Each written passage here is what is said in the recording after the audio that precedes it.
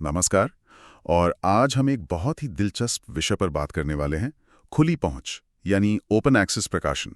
हाँ, और खासकर हम ये देखेंगे कि निम्न और मध्यम आय वाले देशों मतलब एलएमआईज के लिए इसके क्या मायने हैं। बिल्कुल।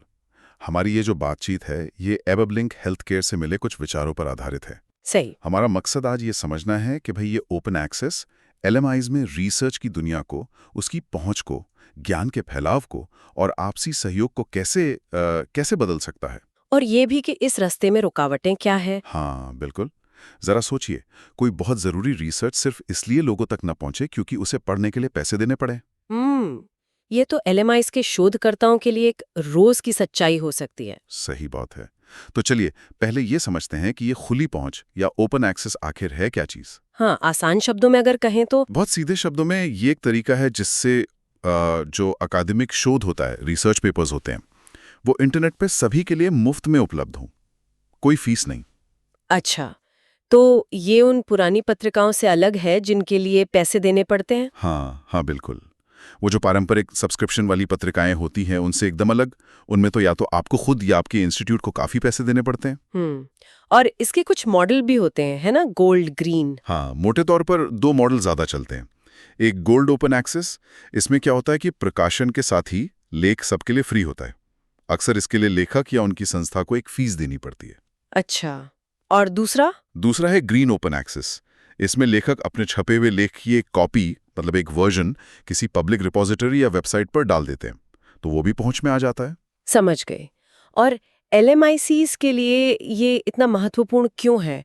मतलब ये सिर्फ एक सुविधा है या कुछ और? ये एक बहुत अच्छा सवाल है। देखिए, एलएमआईसीज के लिए ये सिर्फ सुविधा नहीं है, ये पहुंच, भागीदारी और वैज्ञानिक बराबरी का एक बहुत जरूरी जरिया बन जाता है। अच्छा, कैसे? इसके फायदे काफी गहरे हैं। पहला तो है दृश्यता, विजिबिलिटी। सोचिए, किसी एलएमआईसी के रिसर्चर का काम अब सिर्फ कुछ अमीर संस्थानों तक ही नहीं रहता, बल्कि पूरी दुनिया के वैज्ञानिकों से पढ़ सकते हैं। कोई महंगी सब्सक्रिप्शन की दीवार नहीं। ये तो बहुत बड़ी बात है। बिल्कुल। दूसरा, ज्ञान का साझा होना। इससे एलएमआईसीज के वैज्ञानिक भी दुनिया भर में जो लेटेस्ट रिसर्च हो रही है, हाँ, उससे आसानी से जुड़ पाते हैं। वो जो एक नॉलेज गैप होता है ना, हाँ, हाँ। वो कम होता है। तीसरा है सहयोग। जब रिसर्च आसानी से उपलब्ध होती है तो उसे ज्यादा लोग पढ़ते हैं, उस पर बात होती है। और फिर शायद साथ काम करने के मौके भी बनते होंगे। बिल्कुल, अंतर्राष्ट्रीय स्तर पर साझेदारी के नए दरवाजे खुलते हैं। और चौथा, जिसे अक्सर लोग भूल जाते हैं, वो है लागत बचत। मतलब पैसों की बचत। हाँ, संस्थानों को महंगी पत्रिकाओं पर जो पैसा खर्च करना पड़ता था, अब वो पैसा वो शायद रिसर्च में या ट्रेनिंग में या दूसरी जरूरी सुविधाओं पर लगा सकते हैं। सुनने में तो ये सब बहुत ही अच्छा लग रहा है, मतलब फायदे ही फायदे। लेकिन क्या ये इतना आसान है? मुझे लग रहा है कि कहीं ना कहीं कोई पेंच जरूर होगा। आपने बिल्कुल सही पकड़ा। राह इतनी आसान नहीं है, चुनौतियां हैं। जैसे? सबसे बड़ी चुनौती क्या लगती है आपको? मेरे ख्याल से सबसे बड़ी चुनौतियों में से एक है लेख प्रसंस्करण शुल्क, यानी आर्टिकल प्रोसेसिंग चार्जेस या एपीसीज। अच्छा, ये वही फीस है जो आपने गोल्ड ओए के लिए बताई थी? हाँ बिल्कुल। गोल्ड ओपन एक्सेस मॉडल में अक्सर ये शुल्क लेखकों या उनकी संस्थाओं को देना पड़ता है, और ये रकम कई बार बहुत ज्यादा होती है, हजारों डॉलर तक। अरे बाप रे। हाँ, तो एलएमआईसीज के कई प्रतिभाशाली शोधकर्ताओं के लिए, जिनके पास इतने संसाधन नहीं हैं, उनके लिए ये एक बहुत बड़ी बाधा बन जाती है। वो चाहकर भी अपना काम अच्छी ओए पत्रिका में नहीं छपवा पाते। तो मतलब पढ़ने वाले की बाधा हटी तो लिखने वाले पर आ गई। कुछ हद तक कह सकते हैं।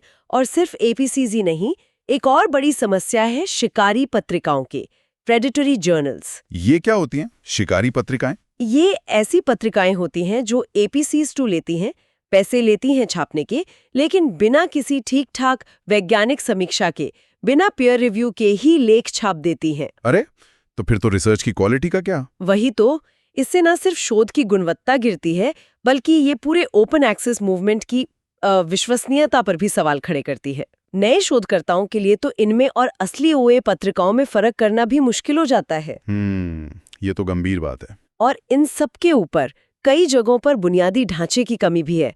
मतलब इंटरनेट ही ठीक से नहीं चलता या डिजिटल लाइब्रेरी सिस्टम कमजोर है, तो ओएस सामग्री तक पहुंचना ही मुश्किल हो जाता है। सही बात है। तो ये सारी बाधाएं मिलकर न सिर्फ पहुंच की असमानता बढ़ाती हैं, बल्कि दुनिया भर में शोध की क्वालिटी और विविधता को भी नुकसान पहुंचाती हैं। ये तो वाकई काफी सारी और गंभीर चुनौतियां हैं। तो फिर इनसे निपटने का कोई तरीका है? मतलब क्या किया जा सकता है कि ओपन एक्सेस का असली फायदा LMICs तक पहुंच सके? हाँ, बिल्कुल। समाधानों पर काम तो हो रहा है और कई रणनीतियां अपनाई जा सकती हैं।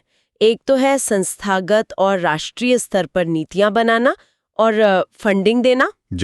जैसे यूनिवर्सिटी या सरकारी एजेंसियां APCs भरने में मदद कर सकती हैं, या फिर LMICs के शोधकर्ताओं के लिए फीस माफी या छूट की व्यवस्था हो सकती है।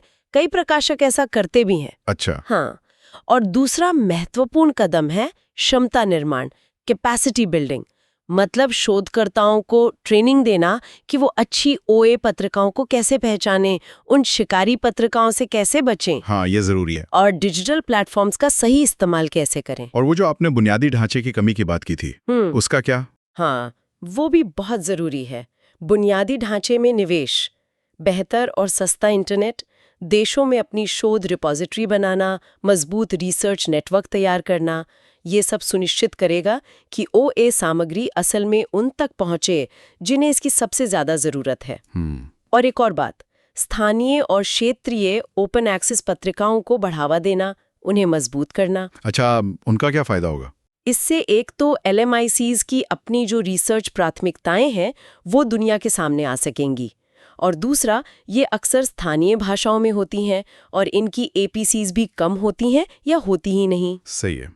तो कुल मिलाकर देखें तो ओपन एक्सेस में LMICs के लिए संभावनाएं तो बहुत हैं। ये वाकई खेल का मैदान बराबर कर सकता है ना? बिल्कुल।